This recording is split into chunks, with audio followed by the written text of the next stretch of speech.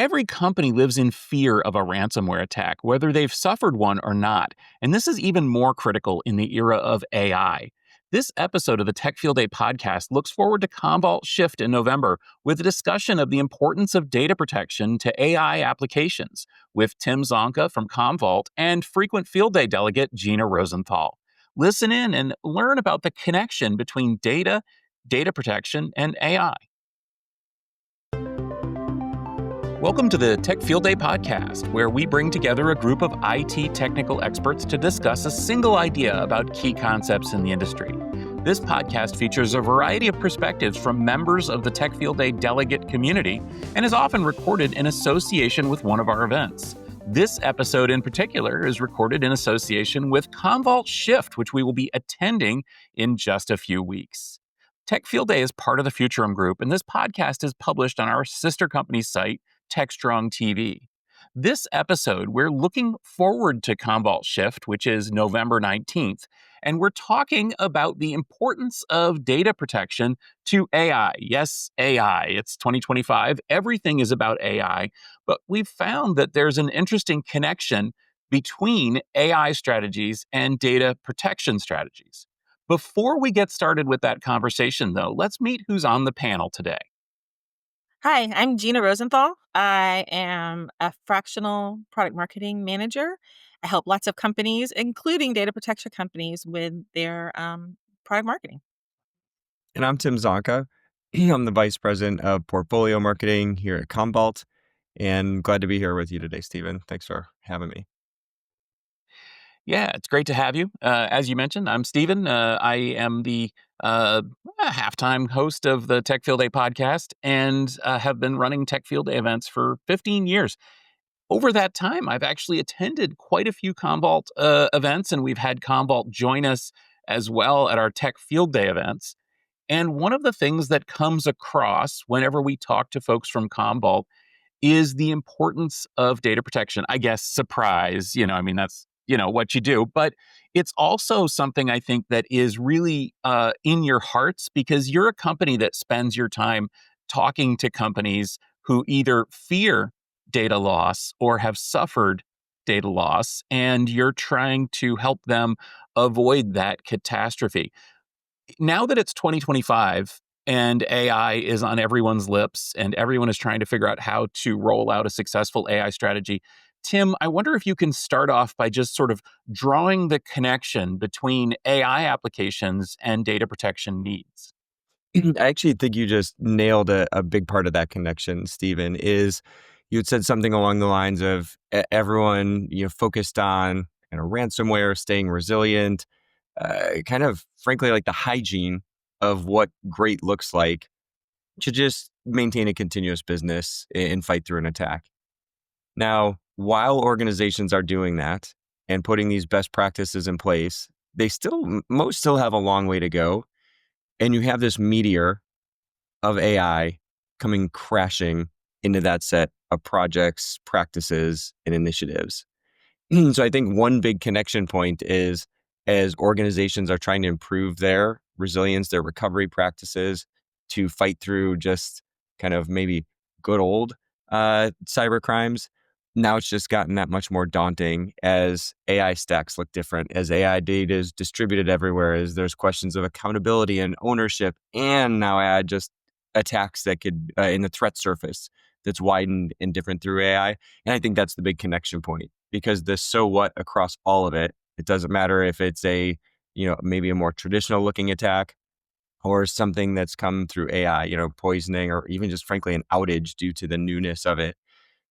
The business needs to be back up and running. And so having a strong resilience practice is, I think, the connection point between the two. I love that word resilience, because I think that's really true. A couple of things that really stuck with me is it's definitely, AI introduces all of this new ways to attack organizations. I think one of the most interesting ones is that the people sending the ransomware out are using AI to create their campaigns. So one of the things we've lost is the as just users, individuals that on the taking all the training and looking out for the phishing. you've lost the ability of saying, oh, that's definitely not proper English. So I don't think this is really from that person. You've now got the ability, the people have the ability to train on an individual's voice and how they write and how they talk and send you a phishing email that looks super real, hard to explain. And then I love that point about resilience because you're going to make mistakes because this is all new to everybody. So you're going to lose data. You're going to dump something you shouldn't, and you need to be able to roll back. So it's really important to think about that. Yeah, and I think you mentioned a good point, Gina, which is I think maybe it's just like we as technologists, it's easy to geek out on the more sophisticated attacks or maybe newer ones, prompt injection or just adversarial attacks where maybe it's where the bad guys are using AI to do, polymorphic attacks where the signature is changing and it's hard to detect. But I think like just making spam that much or phishing rather, that much better. It's super dangerous. And I think that, when you can have these attacks that are just actually logins, not not these really like well-crafted initial kind of entry points.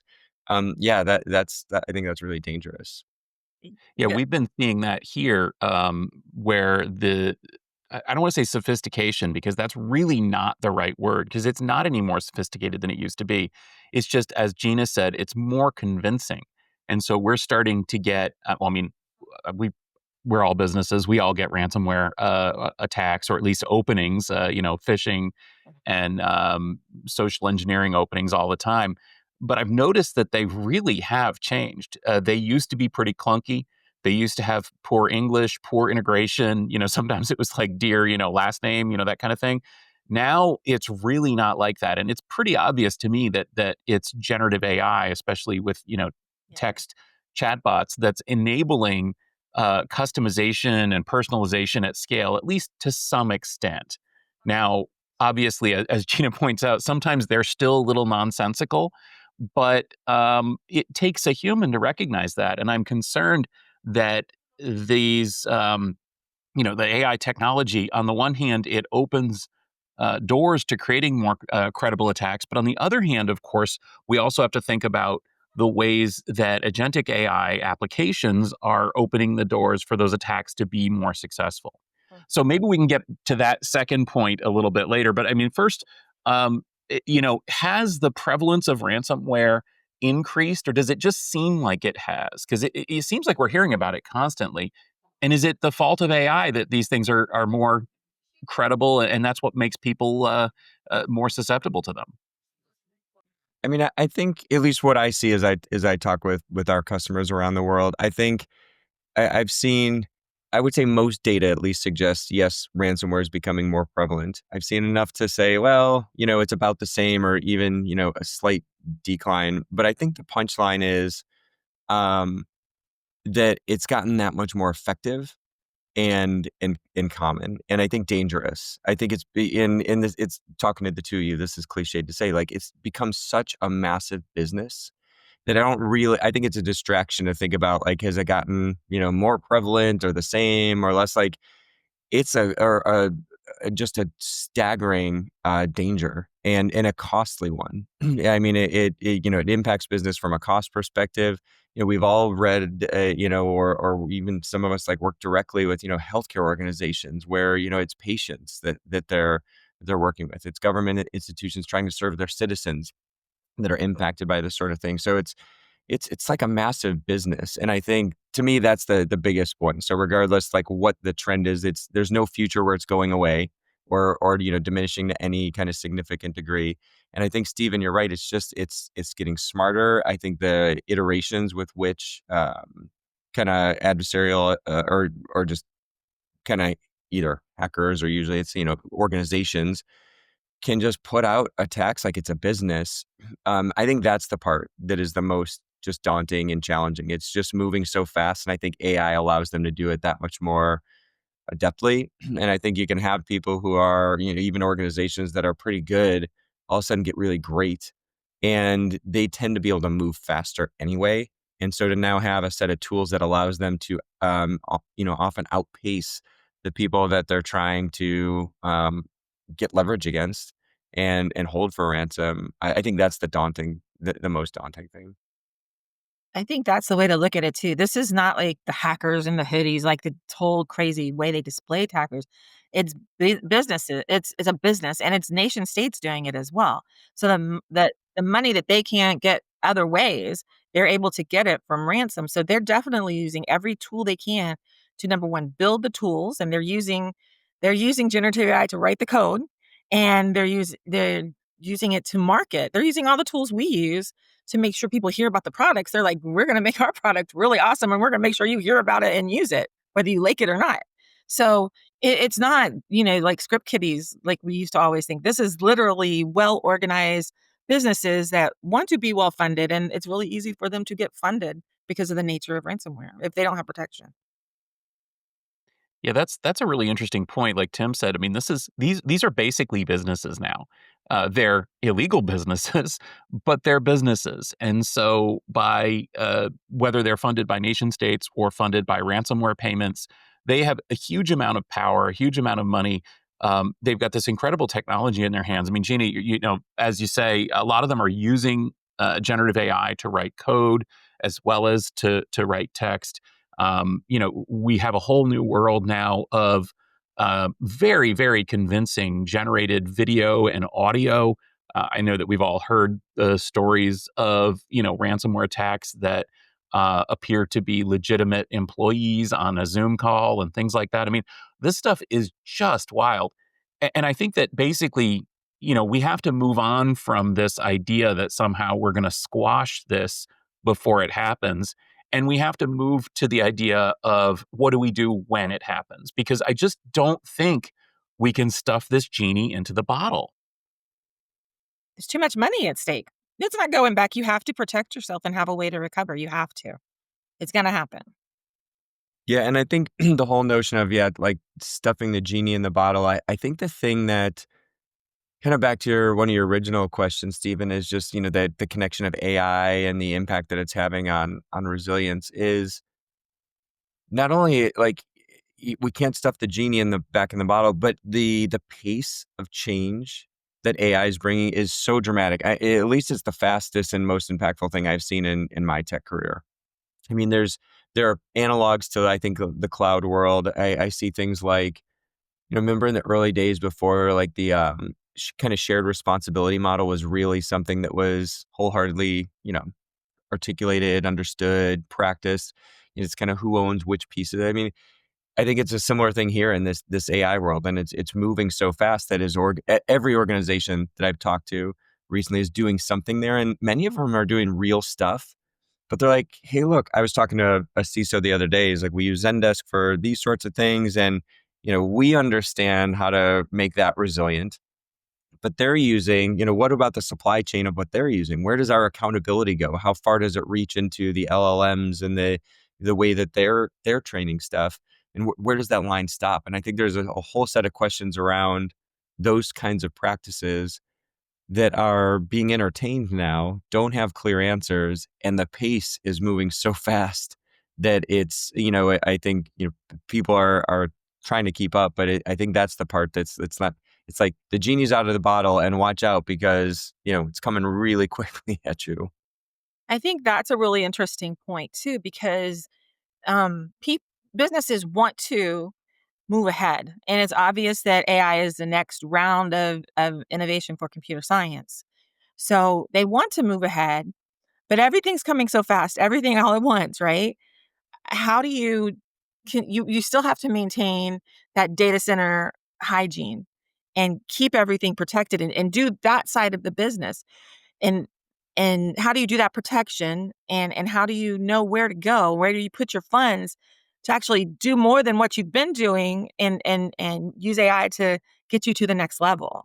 Yeah, and I think to me that's the biggest tension that I see with the customers that I'm working with. In that, to your point, Gina, that some of the practices that they're putting in place to protect their data, even basic ones, things like air gapping with immutable and indelible copies of your critical data, things like some sort of practices, processes, technology for identifying clean points to to recover to. Stephen, as we were kind of prepping for this, just talking about Like, hey, how far do you roll back certain sets of data? Like, so having a process around what that looks like. Things like, are you discovering and classifying your data? You can't do RAG if you don't know what your data is, where, like, and I think basics like that are still being implemented, let alone more advanced technologies or capabilities. Like, hey, I want to use the cloud to burst into isolated clean rooms for forensics or something like that. Just the basics are still being put in place, at least broadly, and now just this rapid progression of AI. To me, the heartening thing though is the organizations that I've been working with is just they're kind of delightfully a bit more progressive than I would have thought on who's involved, on how many kind of AI driven applications they have in production, and even when they're moving forward with almost like this blind urgency and kind of prioritizing learning and growth over kind of the guardrails. I feel like at least some of the proper guardrails are starting to get it put in place, and the ones that aren't, they know what they are. Like, Gina, to your point, they're like, yeah, we know that the right hygiene looks like this for our established workloads. And, but we're 3 months out on that for this project, or 6 months out. So maybe it's the eternal optimist in me, but I at least feel like people know what they should be doing soon for those workloads. Yeah, it's not all doom and gloom too. That's the thing. So I mean, AI is also a very powerful tool for data classification and Mhm. for detecting attacks as well. And I think that that's all something I think that gets lost sometimes because we're very scared of ransomware attacks. I mean, I am, as a business person, I am as a professional worried about what the impact of these things are. But there is some reason to be optimistic that companies are, kind of getting their act together in terms of data classification, in terms of implementing good strategies around data protection, and that the tools are advancing as well. I mean, one of the coolest things out there, and it's funny because it's not really a new idea, but it found a new impetus, is this idea that you can have uh, almost real-time data protection, and you have that kind of virtual dial where you can sort of go back and say, well, the ransom attack happened here, so I want my data set to go back to right before that.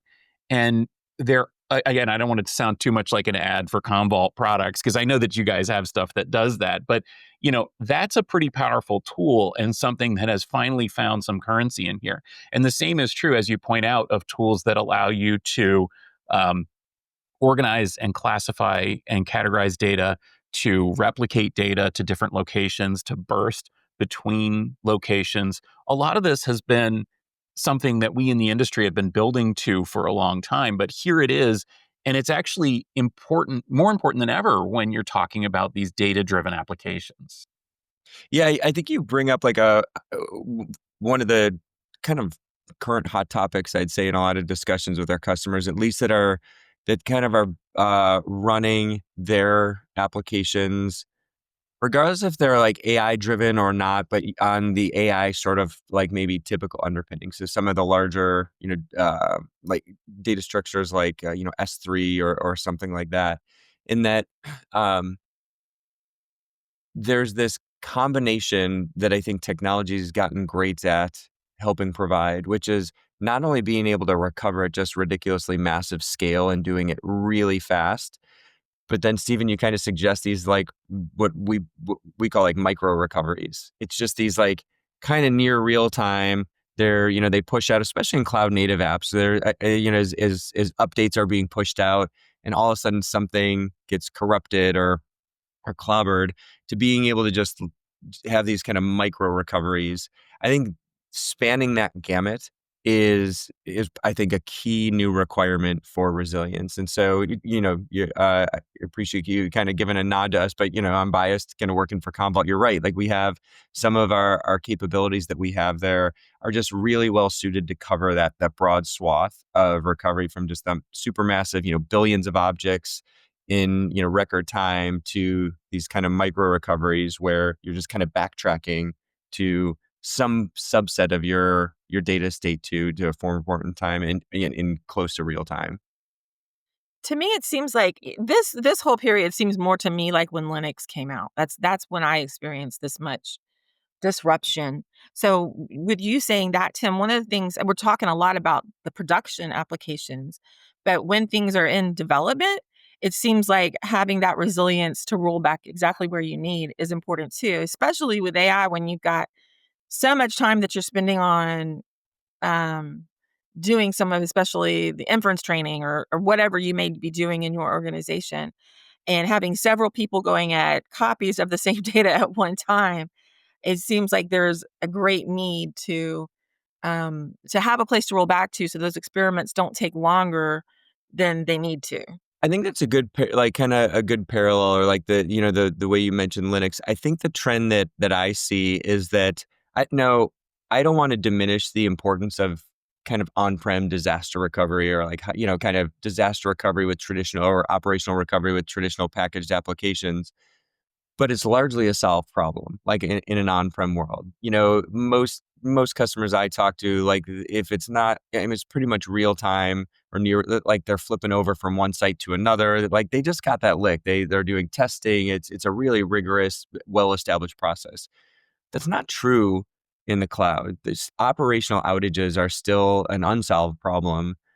So they have cyber and operational recoveries to kind of deal with. And I think you're spot on, is that this notion of, in development, like, whoa, we just updated a whole bunch of stuff. It might be they're pushing out new build of some of the services, might even just be new, or infrastructure updates. And like we need to rewind that part. Like something didn't go right there. And it's not an attack necessarily. It's just something doesn't match what they expected. And I think that's still like a largely unsolved problem in the cloud. And I think that comes back to, I always just have been using like this meteor analogy, as people get that hygiene in place, then like here comes AI to just, put the additional pressure on. And I think that's just the massive strain that I see within the conversations we have with our customer base. Yeah, I'm interested in hearing more about sort of what the real world looks like out there. I know that you guys are talking to customers all the time. I've run into those customers, at events, certainly at Commvault SHIFT. What are they saying is the real world of that sort of interplay between AI and data protection? I think there's a couple things. I think on the like it's almost like two sides of a coin is where I spend most of my time talking with our customers. On the one side of it is, how do we make these new AI stacks, the new data, formats and things like that, how do we make that resilient? And so this may be things like, it's Iceberg, or, S3 tables, or, Postgres with vector support. So they want to make sure that the kind of data stores are something that they can protect and have adhere to the policies that they have in place for governance, resilience for all their established workloads. So I think that's one of the places where AI intersects, and it's where they look to Commvault to help them protect that data that's being made ready for AI, and then the AI generated data that's kind of coming out of that. The other side of the coin is, how do I use AI to be better at the resilience practices that I put in place? And Stephen, you already kind of alluded to some of this, which is, using AI. I mean, it's great at pattern recognition, right? So like, what about things like anomalies and, detecting those, and threat hunting, and, helping people find, we use it as part of our platform for our customers to help identify these clean points to recover to, or to help see malicious activities that are otherwise really hard to detect if you're, a human trying to compare this sort of stuff, for sure. So I think on the one side, it's making your data and especially your AI, ready data resilient, and then the auto, or the AI generated data, making that resilient. And then the other side is just using AI to improve your um, efficacy of your resilience practices. How does that strike you, Gina? Again, you're kind of coming from the customer perspective as well, and from the world of I guess tech skepticism generally. Does this ring a bell for you? No, I think it's good. I think it's been happening for a long time though. Within I think you guys have had some machine learning, right, for a long time, and and so uh, that's helped that this is not it's not a new practice, and it's not something new that people have been thinking about. They've been trying to figure out, okay, this seems like if we use machine learning on this, we could get it to go really fast. And I think it is very true. I think the other thing is the people that are doing security and people that are doing the operational piece, which is usually data protection. I think those teams are probably melting into each other a little bit, and I think there's not a lot of people doing it for the amount of a meteor coming at them and smashing them with AI-driven ransomware. So, we already know that knocking on the door and getting in is one of the hardest things for the ransomware companies. I'm just gonna call them that. They're using AI to get better at it, but once they get in, it's really, really hard to detect it unless you've got these tools set up watching for it, even if you've been in the business 30 years. Because, I remember being a sysadmin and having little scripts that I would run every morning just to see, and I'd have things set up and we could see when things were happening. But it's a horrible feeling to know somebody's dropped a rootkit on one of your systems, and you've been watching for it for years. So, yeah, you have to fight fire with fire, and it's not like it's not like it was 20 years ago. It's all evolved, and it's very you've got companies trying to infect you and hold your data for ransom. So, and they're using AI to get there. So you've got to use fight fire with fire, I think. Yep, well said. And I think that that's exactly what we're hearing from some of these leading companies. I mean, when we are at events with Tech Field Day, one of the things that I'm always listening for when companies start talking about, oh, AI is in our product, the thing I'm always listening for is what are you actually doing with it that's productive? And I love it when I hear companies talk about how they're using, generative AI to monitor, massive quantities of data to find anomalies and patterns in that data. When they're using AI to classify and organize and tag data. When they're using AI to, as Gina's saying, fight fire with fire. I think that that's great. If their answer is, yeah, we've got a little chatbot down on the corner that can talk to you, well, that's I don't want to say it's bad, but it's a little less great use of this technology because it has a lot of potential and it has a lot of use cases, and we can have small specific models that do specific things. And of course, we also have to think about this rise of agentic AI and giving AI applications autonomy and a chain of thought process. By the way, quick plug, that's what we're talking about on this season of Utilizing Tech, which will have just launched. That's our other Tech Field Day podcast. We're talking about agentic AI. And I think that really is going to be opening up a whole other can of worms, good worms and bad worms. So I guess to sum up, Tim, tell us a little bit more about the state of the industry and the state of Commvault and what we could expect at Commvault SHIFT here in November. So I think it'll come back to some of the points we talked about earlier, which is I think from the state of the industry perspective is the impact that AI is having on the market and surely our customer base is not only massive, just but moving at an unprecedented rate.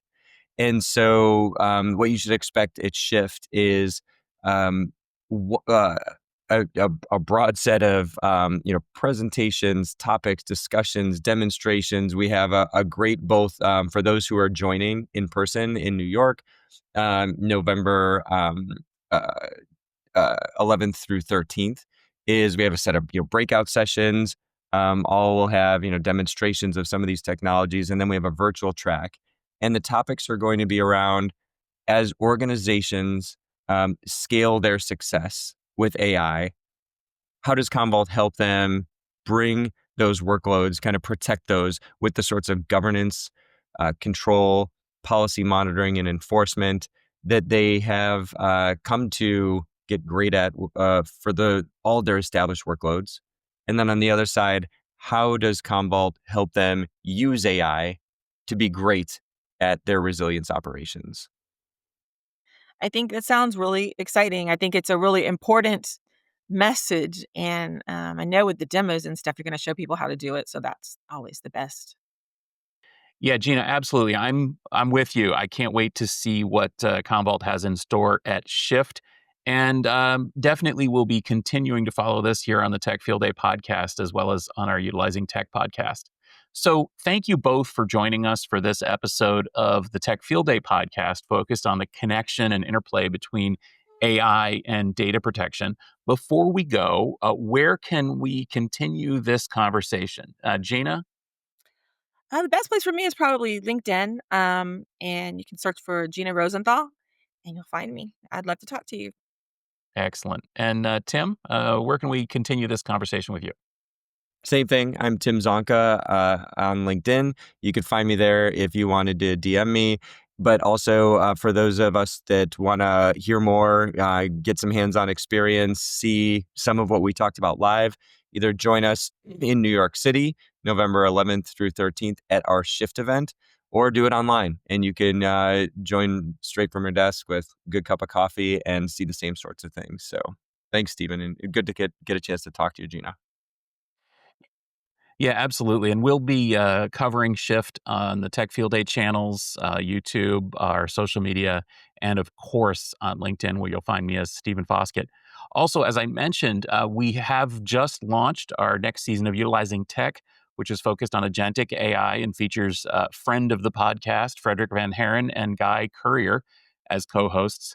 We've also just launched another podcast that's going to be relevant to this audience, Security Boulevard, which is in concert with our sister website, Security Boulevard. There you'll find familiar faces, Tom Hollingsworth, Mitch Ashley, along with folks like Fernando Montenegro and Alan Schimmel talking data security. So check those out in your favorite podcast feed. Thank you very much for listening to this episode of the Tech Field Day podcast. If you enjoyed this discussion, please do subscribe. You'll find us on YouTube as well as in your favorite podcast application. I use Overcast. So don't miss an episode. Also, please consider giving us a rating and a nice review. We love to hear from you. This podcast is brought to you by Commvault, this episode is, as well as Tech Field Day, home of IT experts from across the enterprise, which is part of the Futurum Group.